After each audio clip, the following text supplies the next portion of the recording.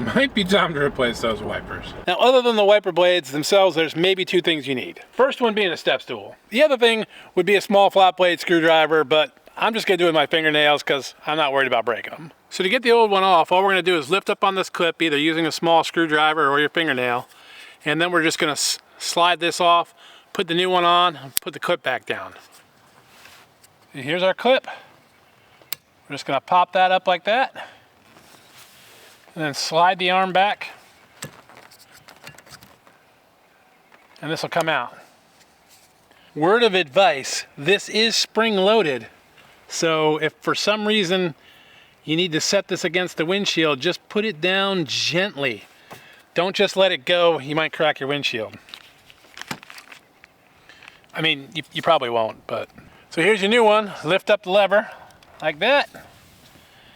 And then put that in there. Slide it back. Put the clip down. Done. Let me do the other side in real time so you see how quick this is. Okay, we're gonna lift up our clip. Slide the wiper back like this. Pull that out. Lift up the clip on the new one. Put that in like that. Slide it back. Put our clip down. Make sure it's down all the way.